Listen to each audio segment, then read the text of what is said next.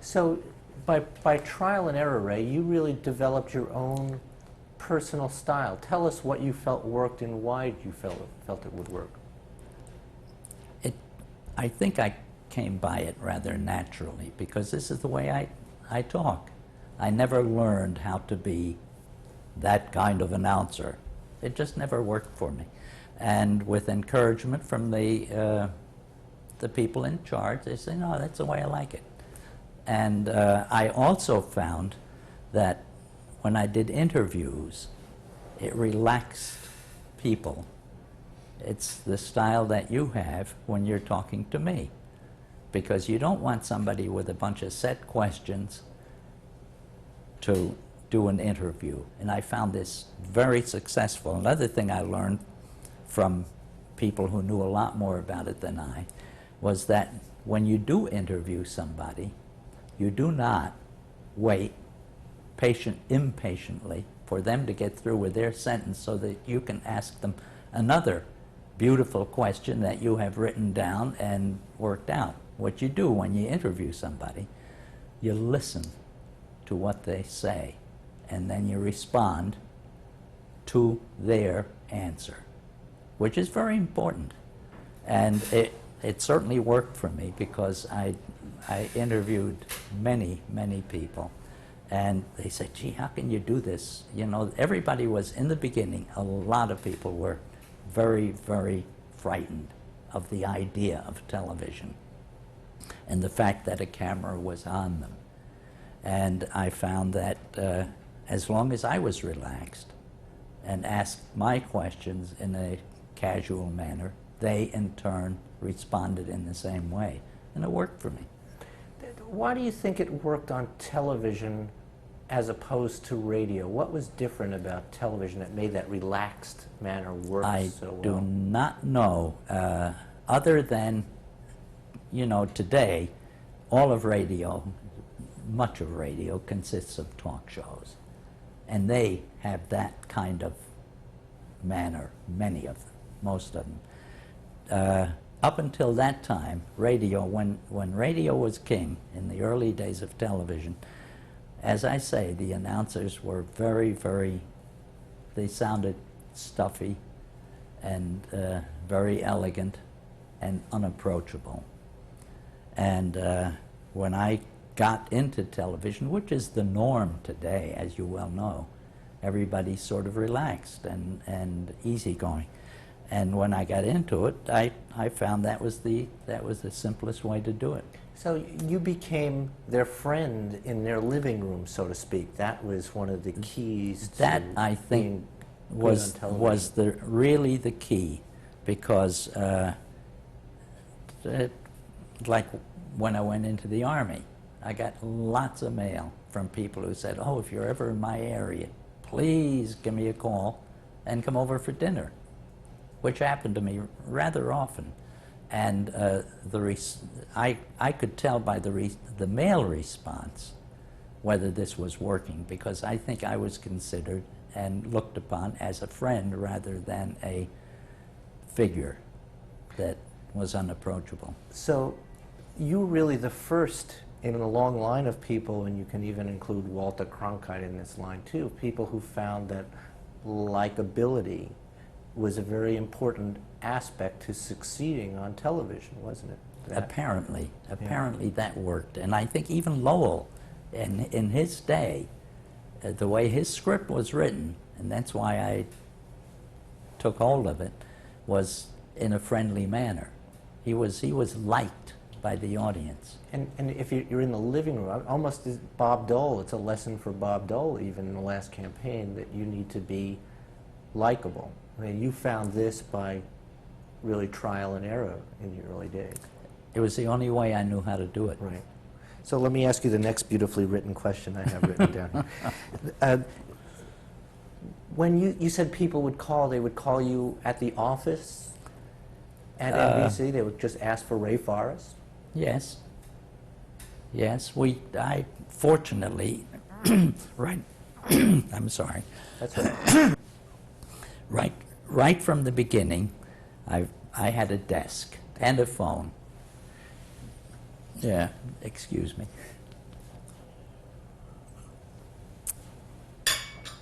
And it was not difficult for people to reach people in the television department because we were such a small department that we were reachable. And we got calls from people who either liked or didn't like whatever we were doing, and it worked out very easily. Did they ever really not like anything that you did, that you recall? I frankly do not remember, I hope. Would you hear from David Sarnoff personally? Was he a factor or an influence in the studio I don't think at I all? ever met David personally. I knew Bobby when Bob took over, and when he got out of the Navy, I think it was in the Navy, and we would see Bob occasionally. And as a matter of fact, on one of my afternoon studio shows, my variety shows, I had two lovely ladies who were stage managers. I don't know if I mentioned this to you before, but Pat Kennedy, who was Jack Kennedy's sister, was one of the stage people. She was the one who would get the word and say, "You're on." And I also had Felicia Warburg, who was my stage manager at one time. And she did later become Mrs.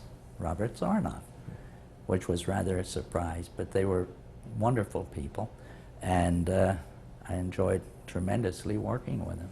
The television unit before World War II was a very small unit, in effect, wasn't it? There were, how many people would you estimate working in television at NBC before the war? I think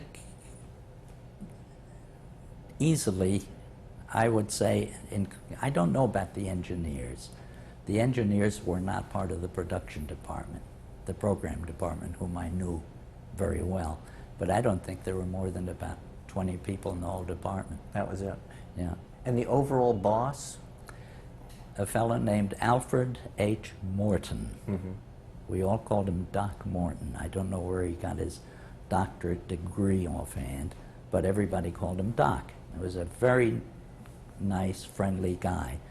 And reporting to him were Tom Hutchinson, Warren Wade, and all the production people. And probably, no, he didn't report to him, but Obie Hanson was the chief engineer for the whole company, and he was very much in charge of the engineering staff, and always made an appearance. Was it a fairly low-key operation, would you say? Was Oh there yeah, lots we of were yelling and family. screaming? Uh-huh. We were a family. When, if we had to go off the air for any reason for a week or two, we moved sets around because we were being paid.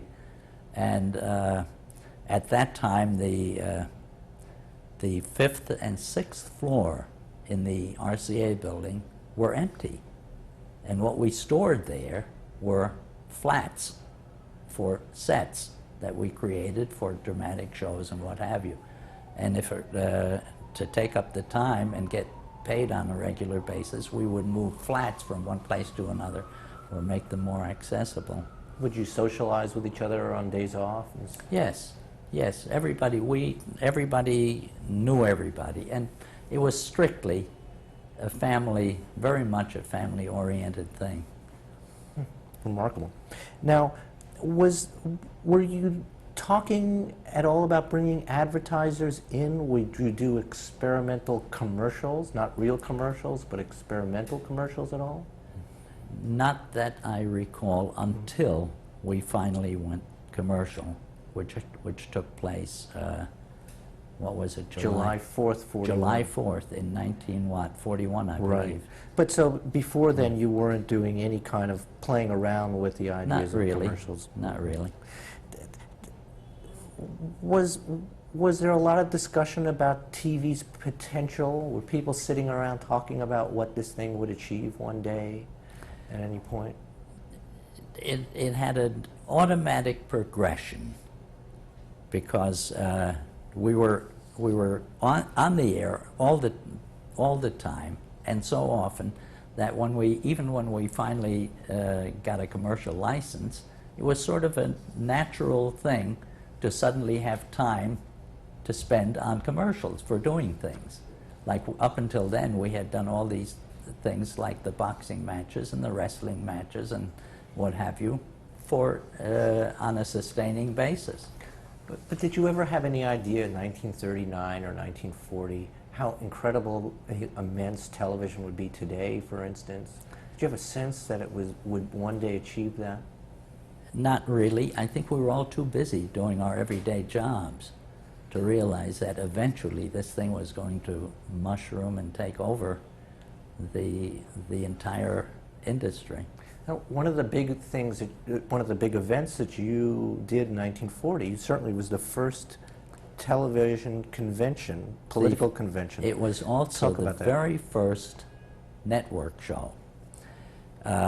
We decided that it would be nice to do a television convention, which happened to be the Republican Convention in Philadelphia, 1940. And we took all our equipment, our two big trucks and equipment, and the entire program staff, which consists of 14 people, including myself, as the one announcer, and went to Philadelphia to do the convention. And we broadcast from there to New York and to Schenectady, and that was where the cable went. And that was as far as we could go. And I remember that at that time, it was when Wendell Willkie was nominated. And in those days, conventions were exciting and fun things to be involved with, because the man who was nominated was literally nominated at the convention. And people all over the floor from all over the country would say, me and my 19 votes go for so-and-so. And Willkie, I think, was truly an unknown. And little by little, from like maybe 15 or 20 votes, eventually got enough votes to be nominated. But the way we did it, we broadcast, we had a box hanging over the side and looking at the stage of the convention hall, where I would sit until there was nothing going on the floor. And then I would run downstairs into a very small room, like 20 by 20 room, and I would interview Alf Landon, Wendell Willkie, and the like. And I had a big board set up where we could actually tally the votes each person got. Can you describe that board? Well, it was a primitive thing, and I don't know, one of us drew the lines on the board with the names, and I checked off the votes that each person got. And it was just a piece of cardboard. it was a piece of cardboard. Right. When was you your look at tupboard. when you look at what goes on today at conventions, and the thousands of people who are involved, and the many narrators and hosts who do these things, and we were down there and did the entire convention with a small staff of people, and as I said, myself as the one guy announcing this thing. How did the politicians feel about being on television? I don't think they knew it. Mm-hmm. I really don't think they were aware, because we were sort of unobtrusive, hanging over the side with these couple of cameras, and the floor was so busy. You know, convention floors can get very, very busy, and the delegates from all over the country with their own axe to grind, and very often it would be 3 votes for Joe Blow out here, who runs the hardware store, and 10 votes for one of the candidates. And originally, Willkie had very, very few votes, but he had been making a big name for himself and came down there totally hoarse. He had been speaking all over the country, and much to everybody's surprise, eventually he won over the convention. Did you interview him in the South? Willkie, Landon, Stassen, and a few of the others who were there at the time. And how did they feel when they were personally being interviewed on television? Were they pleased about it? Did they think it was important in any way?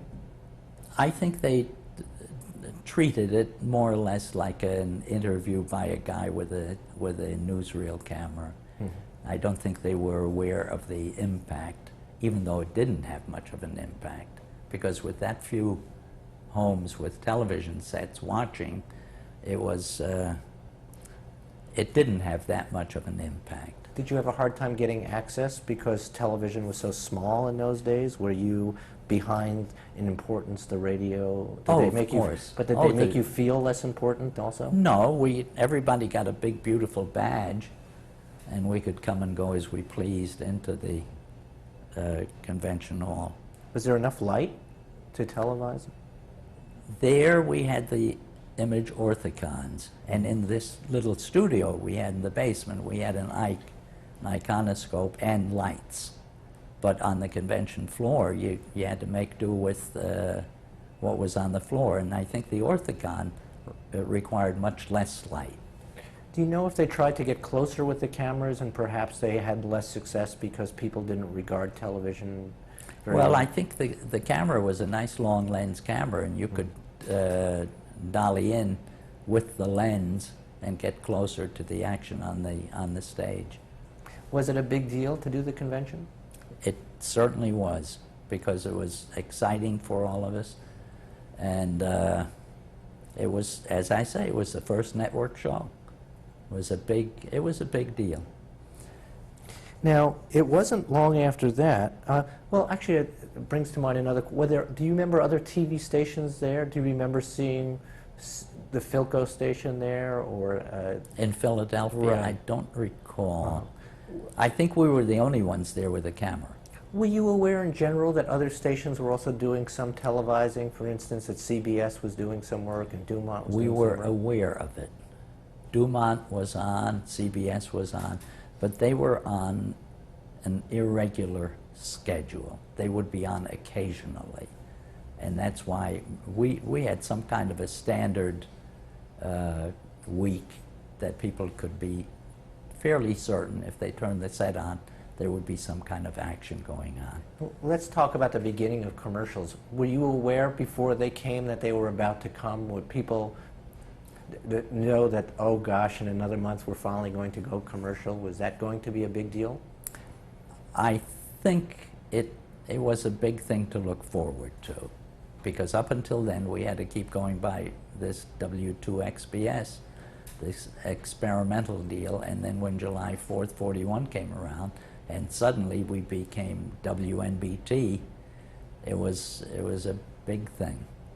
And as you mentioned a little earlier, I guess the very first commercial was to be able to take a picture of a clock, which was going, an electric clock, which had the words BULOVA on them. And when that was on, I announced the time. It's 12 o'clock noon, BULOVA, Boulevard Watch time. So you not only did the first actual commercial message, but then you did the first commercial. I did an on-camera commercial. Which was for what? Which was for Adam Hats.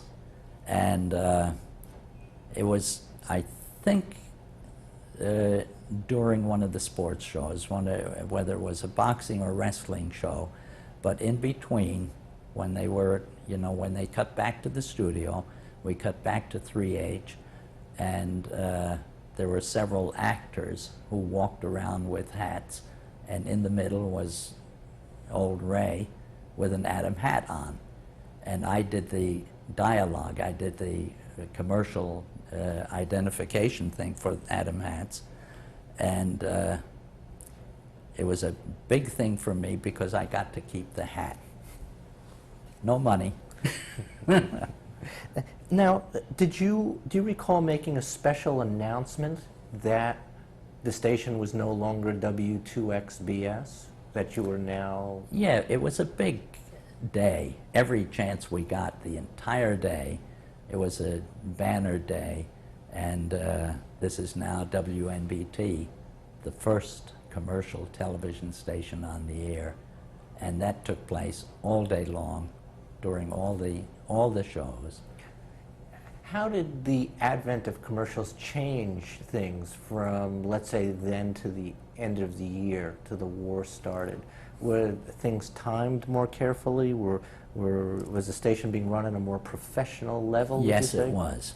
It definitely required that we start and stop on some kind of a genuine timetable, and allocate so many minutes, so much time for a commercial to be announced. And it was a big thing. It was a big, big, big day for years and years of pumping money into a station that wasn't bringing anything in. Who were some of the sponsors that came in? Was Oldsmobile one of the first sponsors? This took place after the war. The way what happened was we often on a Sunday afternoon would run a film. I remember, I think you interviewed an old friend of mine, Art Hungerford, who was the film procurer, and he would procure feature films that we could run when there wasn't any live action in the studio or at a remote. And on December 7th, I was in my little standby studio in 5F watching this film with a monitor and a microphone and a switch to turn the mic on and off. When halfway through the film, one of the engineers ran in and said, "We're at war." At which point I ran like heck down to the newsroom, grabbed a teletype, ran back into the studio, into my little announce booth, and broke into the film and proceeded to tell the audience that we had declared war and that President Roosevelt had been on the air and that this was it. And 3 weeks later, with my reserve second lieutenant's commission, I was in the Army. And that's where that went. So, getting back to the commercial, the advent of commercials, you said it changed the station, things became more professionally Instead of run. being sort of like a little theater group, we suddenly became professional people. Was there more pressure on you? I did a great many of the commercials, and but I didn't feel the pressure because the commercials were, in most cases, they were read from copy, from a time standpoint. You had to do it that way. You couldn't just ramble on and do stuff about a project. Do you have sponsors coming in telling you what to do and how to read the copy in any case? Most of that took place after the war. Mm-hmm. And Not before. no, it was things were pretty relaxed until that time. Mm-hmm. So you went away 3 weeks after the war was declared. Were they doing any special programming after war was declared before you left that you recall? Not War-oriented programming? not at that time, no. It became very much war-oriented after the advent of the war. But you were away, so you left 3 weeks after early 1942? I got my orders in January 1942 to report to an organization called the TFPL in Fort Monmouth, the Training Film Production Laboratory. And because of my background in television and doing a lot of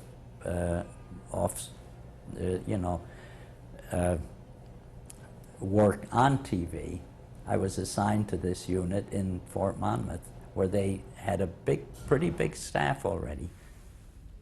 What happened? It's okay.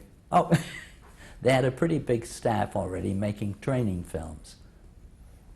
And a lot of Hollywood people, producers, editors, and the like were already in this relatively small unit at Fort Monmouth. Now, when you would work with these people and they asked you what you did, what was their response when they heard that you worked in television? What did they think of television? I think quite a few of them had become aware of it, and except for the people who came directly from L.A., and they had not heard too much about it, although some of our television people had already gone to the station in L.A. Did they think that television would one day be a threat to them? Were they curious about what you did? It was a little scary. I think there's no question about the fact that the movie people thought that this was a dark horse that they didn't quite know how to handle. Were they curious about your work? Would they ask you questions about what television Me personally, was like? no. I was simply assigned to projects. Strangely enough, the first film that I narrated was a film about the horse gas mask, which shows just about the extent of the preparedness that we had at that time. And to try to put a gas mask on a horse is pretty tricky, because it's one of those things. They have different ideas than the people maneuvering them. And you were away in the Army in the Signal Corps from 1942 until when? I was in the Army for 4 years when I finally came back, and that involved some rather interesting times. I want to get back to that in just a minute.